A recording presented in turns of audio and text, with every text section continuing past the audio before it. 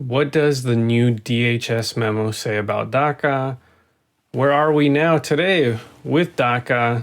If you're thinking about applying for DACA for the first time, what should you do? In this video, we're going to talk about that, so stay tuned.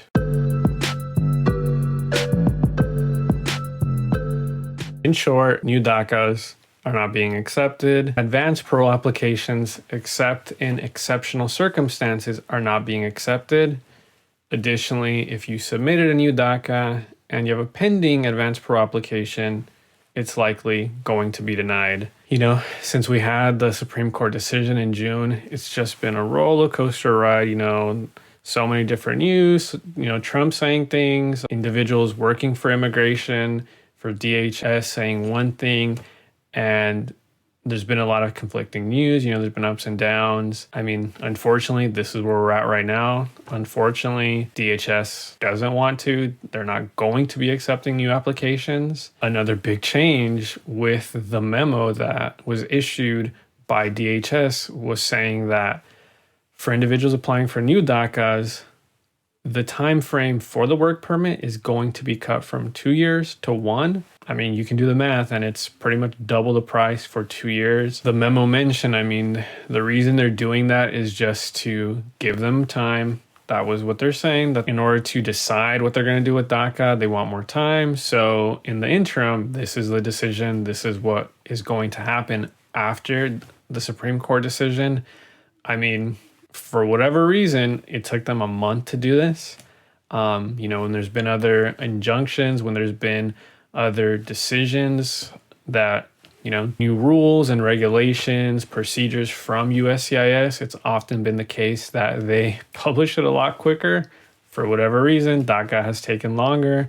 I'm not going to speculate as to why that is, but one thing I will mention is that other attorney colleagues have mentioned that when Trump did publish and when the new public charge rule was going to come into effect, it was very quickly edited and uploaded to the USCIS website. For whatever reason, when we got the Supreme Court decision, weeks and weeks and weeks.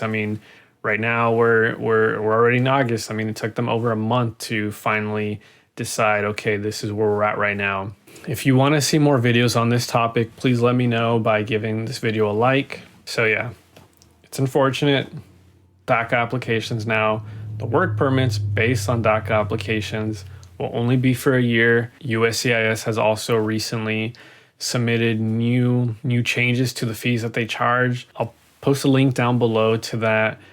I believe the DACA applications are roughly about the same. For the work permit, I'm not too sure, but I'll post it right here so you can see the exact amount. All in all though, even if the fees stay the same, even if the fees stay the same, it's pretty much double the price. What before you only had to renew once every 2 years, now you have to renew every year. So every year you have to pay for $495. If they change the fee, then more or less about that same amount. And on top of that, not only is it going to be more money, it's less security because it's only for a year long. So now, it's more headaches in short. So for individuals that are thinking about applying for new applications the first time, what's recommended? I think with this, there is varying opinions amongst attorneys.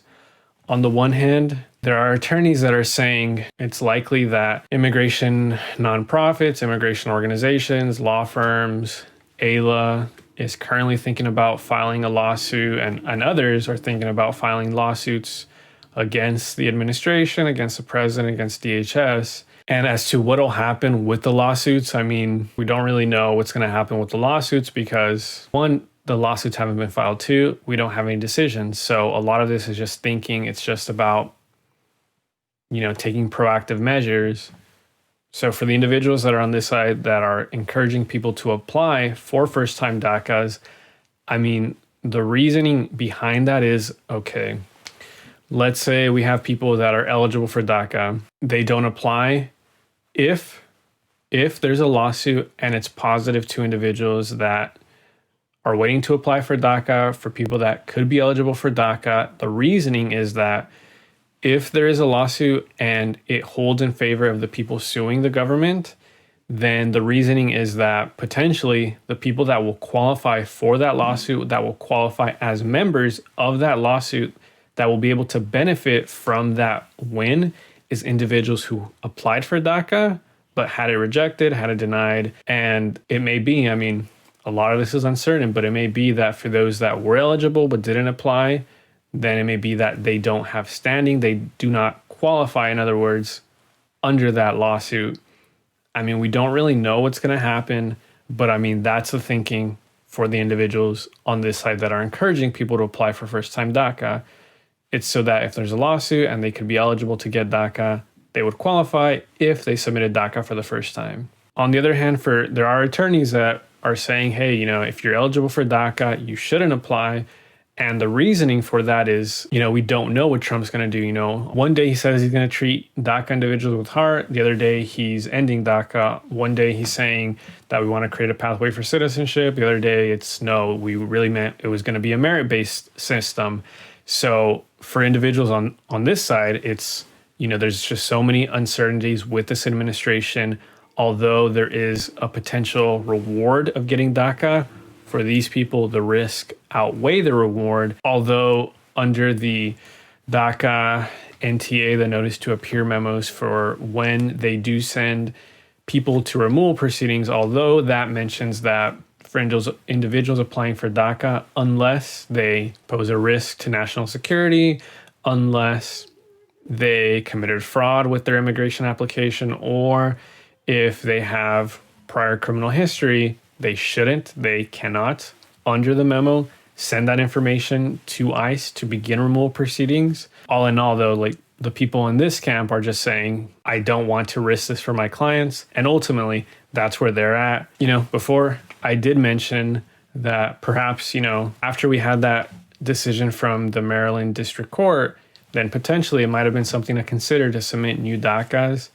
I would say now, as all this has been developing, as we've been getting all this news, I mean, right now, because of the information from USCIS, it is recommended to not submit first-time DACAs. If you're thinking like, well, hey, if there is a lawsuit, I want to qualify for that lawsuit, I do want to get DACA under that lawsuit, and you're aware of the risk, you're thinking about applying, you know, even though there is risk, you still want to submit that first-time DACA, I would say speak with an immigration attorney or a nonprofit you trust. And after they describe the risk, they describe the rewards a little bit more in depth, then you make your decision.